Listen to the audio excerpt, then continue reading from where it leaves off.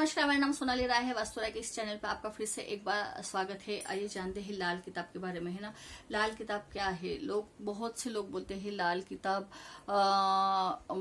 अच्छी नहीं मानते हैं ना, बोलते हैं कि भाई इसके उपाय बैकफायर करते, तो ऐसा कुछ नहीं है। लाल किताब अपने आप में बहुत अच्छी उपायों की किताब है, उपायों की किताब है। देखो, कोई सी भी चीज का अगर हम बिना समझे अगर यूज करते हैं तो उसका तो नुकसान हमको होगा ही, है ना।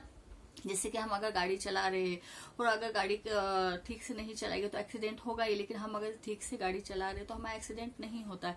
वैसे ही है कि भाई कोई सी भी चीज है, जैसे लाल किताब है, उसको अगर पूरा समझ के हम उसका बेसिक समझ के, उसका ग्रामर समझ के जब उसका उपाय करते हैं तो उसके उपाय हमें बहुत जल्दी रिजल्ट देते हैं, है ना।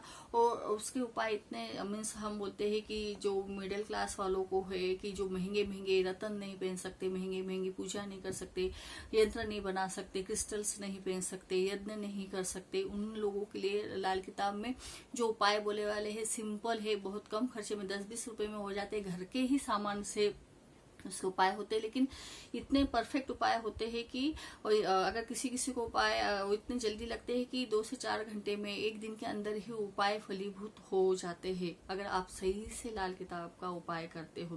लाल किताब अपने आप में एक अच्छी उपायों की किताब मानी जाती है। पंडित रूपचंद जोशी ने ये किताब लिखी थी। कहा जाता है उनको कोई सी देवी शक्ति उनके कान में आके कुछ बोलती थी और उस हिसाब से उन्होंने वो किताब लिखी थी। तो लाल किताब के हिसाब से ही अगर हम कोई भी चीज अगर हमारी लाइफ में समस्या आती है और उसके द्वारा हम उपाय करते हैं तो उसको हम बहुत अच्छी तरह से हमारी समस्या को हम दूर कर सकते हैं। लाल किताब अपने आप में उसका बोल तो 3 हिस्से होते कि भी बेसिक है ना, और फिर उसके बाद उसका ग्रामर आता है, और उसके बाद जो है 9 प्लैनेट्स के उपाय आते हैं। तो हमको पहले उपाय करने से पहले हम लोगों को उसका ग्रामर समझना बहुत जरूरी है। ग्रामर के बाद ही हम लाल किताब के उपाय यूज कर सकते हैं। आजकल लोग सीधा सीधा 9 प्लैनेट्स के उपाय बताने लगते हैं कि आप ये उपाय कर लो, ये ऐसा ऐसा, ग्रामर यूज ही नहीं करते। तो ऐसा नहीं है, जब वो फिर वो उपाय लगते भी नहीं है ना, फिर लोग बोलते कि हमें उपाय नहीं लग रहे, क्योंकि प्रॉपर तरीके से वो ग्रामर लाल किताब का जो रूल है उसको फॉलो ही नहीं किया गया है, तो वो उपाय लगेंगे कैसे, है ना। तो आपको वो रूल फॉलो करेंगे तब वो 9 प्लैनेट्स के जो हम उपाय करते हैं तो उपाय उसके जरूर लगते हैं। लाल किताब में बहुत सी चीजें दी गई है। लाल किताब में हम किस्मत का ग्रह निकालते हैं कि, है ना, फिर इंसान को मालूम होना चाहिए कि किस्मत का ग्रह कौन सा अच्छा है, ऐसा कौन सा ग्रह है जो उसका किस्मत का ग्रह है कि जो उसकी किस्मत को मजबूत कर सकता है, कि वो ग्रह की चीजें वो अपने पास रख सकता है, वो ग्रह के कलर के कपड़े वो पहन सकता है, वो ग्रह की चीजें खा के उसको मजबूती दे के वो अपने जीवन में बहुत से किस्मत बोलते हैं ना हम अच्छी कर सकते हैं, वो ग्रह के से रिलेटेड वो काम कर सकता है ना। तो वो किस्मत का ग्रह बन के आता है तो अपने आप ही वो उसकी किस्मत के दरवाजे खोल देता है।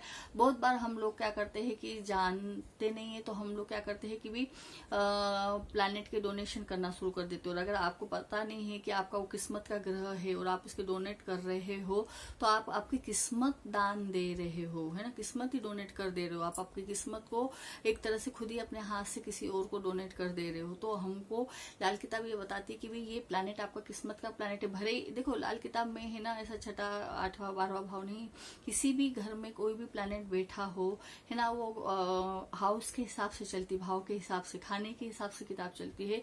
तो कहीं भी कोई सा भी प्लैनेट बैठा हो, लेकिन अगर वो आपका किस्मत का प्लैनेट बन के आया है आपकी जिंदगी में तो वो आपकी किस्मत के दरवाजे खुद ब खुद खोलता ही है। ऐसे ही ताकत का ग्रह भी बोला जाता है कि वो आपके एक ताकत रहती है कि भाई उसमें बोलते कि एक प्लैनेट आपको बहुत ताकत देता है। तो वो प्लैनेट अगर आप मजबूत करते हो तो आपकी कुंडली अपने आप मजबूत हो जाती है। तो इसमें हम बहुत तरीके से देख सकते हैं। इसमें रून भी बताए हैं कि भाई इंसान अपनी जिंदगी में क्या रून लेके आया है ना। तो वो जब तक ऋण के उपाय नहीं करता है तब तक उसकी लाइफ में वो प्रॉब्लम आती ही है ना। हर एक इंसान कुछ ना कुछ ऋण लेके आए, उसने पिछले जन्म में कुछ कर्म किए होंगे तो उसके हिसाब से उसकी कुंडली में ऋण आते हैं। उसने अच्छे कर्म किए होंगे लेकिन उसके जो माता पिता है या उसके पूर्वजों के कारण उन्होंने कुछ अगर ऐसे कर्म किए होंगे तो वो उसका जो ऋण है वो भी ऋण हमको फेरना पड़ता है। तो वो भी ऋण कहीं ना कहीं हमारी कुंडली में दिखते हैं।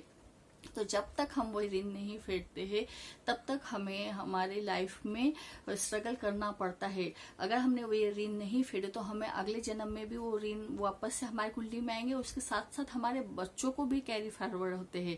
लेकिन अगर हम वो ऋणों का उपाय कर लेते हैं तो हमारी जिंदगी भी सुधरती है और आने वाली जो हमारी नेक्स्ट जनरेशन है उनकी कुंडली में प्लैनेट अच्छे बैठ के आते हैं और उनको वो ऋण का इफेक्ट उनकी जिंदगी में नहीं होता है। तो लाल किताब अपने आप में हमें ऋण की भी कॉन्सेप्ट बताती है कि भाई हमारे लाइफ में हम कौन से ऋण लेके आए हैं। फिर लाल किताब में हम वर्षफल कुंडली बनाते हैं, है ना, जैसे कि हम वैदिक में ट्रांजिट लगाते हैं वैसे लाल किताब में वर्षफल कुंडली के हिसाब से हम देख सकते हैं कि भाई हमारा महीना कैसा जाएगा, हम साल कैसा जाएगा, है ना। महीना कुंडली बनाते हैं तो उसके हिसाब से हम देख सकते हैं कि भाई हमारा महीना कैसा जाएगा, कि हम इस महीने में इन्वेस्टमेंट करें नहीं करें, पैसा लगाए नहीं लगाए, बीमार होगा नहीं होगा, दिन कैसा जाएगा, हफ्ता कैसा जाएगा, घंटा कैसा जाएगा, मिनट कैसा जाएगा, सेकंड कैसा जाएगा, हर चीज आप लाल किताब के हिसाब से निकाल सकते हैं। लाल किताब में सब बताया कि आपका साल कैसा जा सकता है, आपका महीना कैसा जा सकता है, वीक कैसा जा सकता है, दिन कैसा जा सकता है, दिन कैसे जा सकता है, रात कैसे जा सकती है, सब लाल किताब के हिसाब से आप निकाल सकते हो।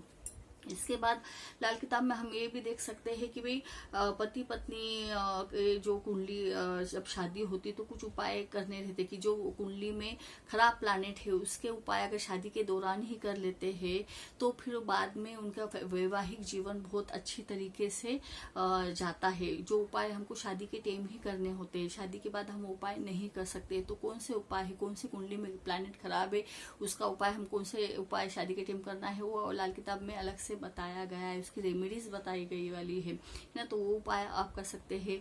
फिर इसके बाद शनि ग्रह के जो उपाय है कि भाई हमें घर बनाना है तो किस उम्र में बनाना चाहिए, है ना, वो भी हमको लाल किताब में एक इंफॉर्मेशन उसकी मिलती है। तो बहुत सी चीजें हैं। इसके अलावा फिर हम 9 प्लैनेट्स के हर भाव के हिसाब से उपाय हम देख सकते हैं। इसमें हम बोलते हैं कि बुध का भेद है ना, जो बुध एक ऐसा प्लैनेट है कि वो समझ में नहीं आता कि किस तरह से असर करेगा।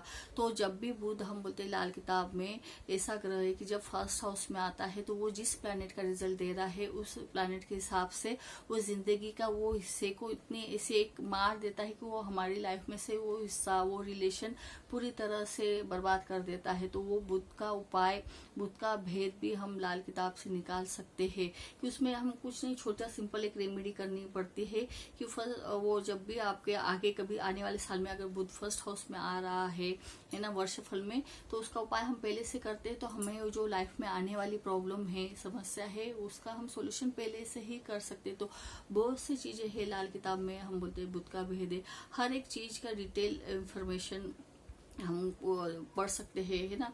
लाल किताब तो हमारे जो लाल किताब की कोर्स है तो ये कोर्स में आपको पूरा ही इंफॉर्मेशन मिलता है कि भाई लाल किताब क्या है, किसने लिखी है, उसका बेसिक क्या है, उसका ग्रामर क्या है, उसके बाद प्लैनेट्स के उपाय क्या है, किस्मत का ग्रह क्या है ना, जन्म का ग्रह क्या है, 35 साला चक्र क्या है। जैसे कि हम बोलते विषमोत्तरी दशा होती है तो लाल किताब की दशा अपने आप में अलग होती है, उसमें 35 साला चक्र होता है, उस हिसाब से वो दशा आप पे असर करती है। तो ये सब चीजें हमने हमारे कोर्स कंटेंट में की है।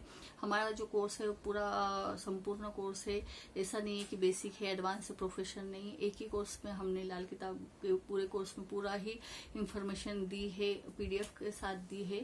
तो लाल किताब के बारे में और कुछ जानकारी चाहते हो तो आप हमें कांटेक्ट कर सकते हो, फोन लगा सकते हो। Thank you.